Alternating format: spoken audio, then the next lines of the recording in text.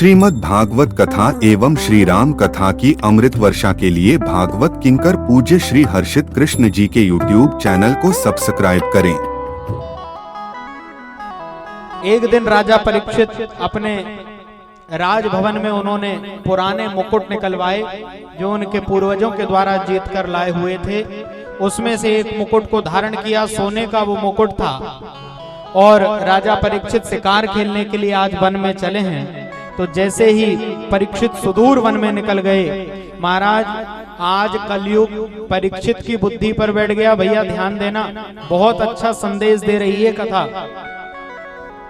आज कलयुग परीक्षित की बुद्धि पर बैठ गया, क्योंकि परीक्षित ने जो सोने का मुकुट पहना था वो जरासंध का मुकुट था।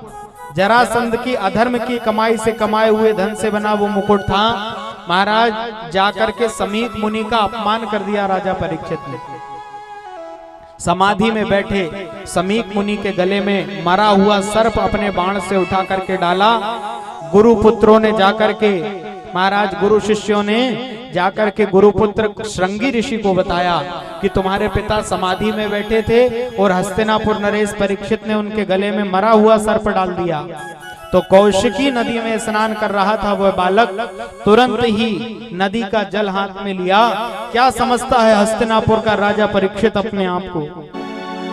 महात्माओं का अपमान करने वाला परीक्षित ने इतना बड़ा पाप किया है, इसका प्रायश्चित भोगना पड़ेगा। और तुरंत कौशिकी नदी का जल हाथ में लिया। रे मूर्ख राजा सुन ले तू, निज कर्मों का फल पाएगा।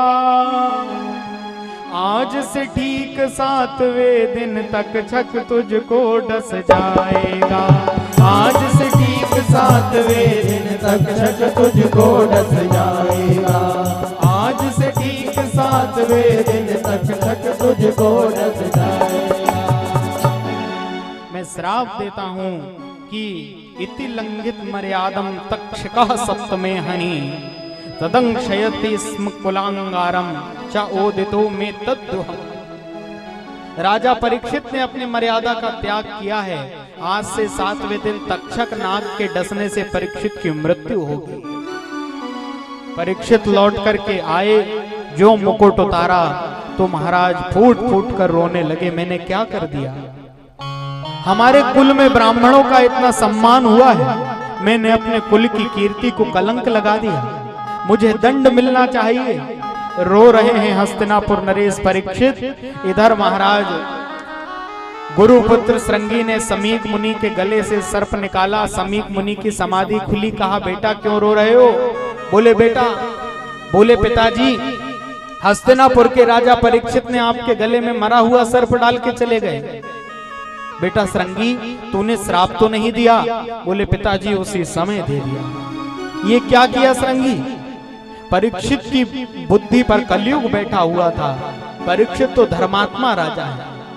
श्रृंगी, यदि परीक्षित ने अपनी सत्ता का दुरुपयोग किया है तो आज तूने अपनी साधना का दुरुपयोग कर दिया। बेटा, कभी भी किसी को भी इतनी जल्दी आशीर्वाद और श्राप नहीं दिया जाता। ब्राह्मण को बोला जाओ जाकर के परीक्षित को बताकर आओ 7वें दिन मृत्यु हो जाएगी तक्षक नाग के काटने से। जाकर के ज्यों बताया, महाराज हस्तिनापुर नरेश परीक्षित ने उसी समय राजसीय वस्त्रों को त्याग दिया, घर परिवार राजकाज सब छोड़ दिया, अपने पुत्र जन्मेजय को गद्दी पर बिठाला और 7 दिन बाद मृत्यु हो जाएगी।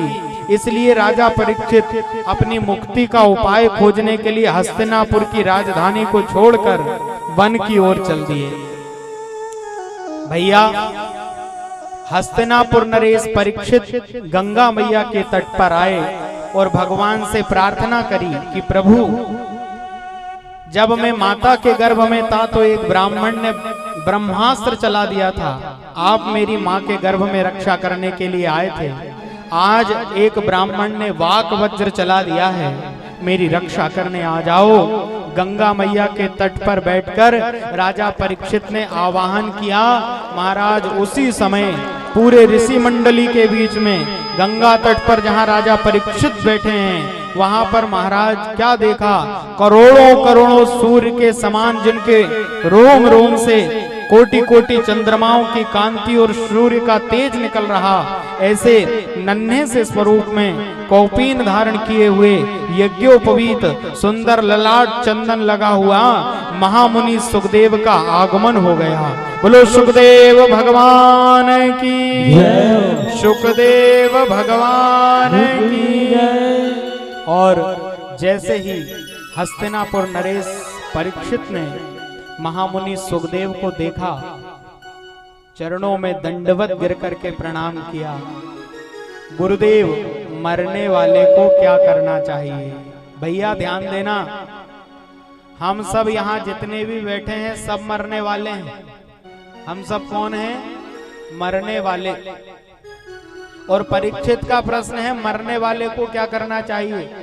राजा परीक्षित की मृत्यु 7 दिन में निश्चित हुई, हम सब भी 7 दिन में ही मरेंगे। सोम मंगल बुध गुरु शुक्र शनि और रवि, 8वां दिन किसी के लिए नहीं। दूसरी बात, परीक्षित जी के पास तो 7 दिन की गारंटी हो गई थी कि अब 7 दिन तक नहीं मर सकते। 7 दिन बाद मरने का श्राप था, 7 दिन तक नहीं मर सकते।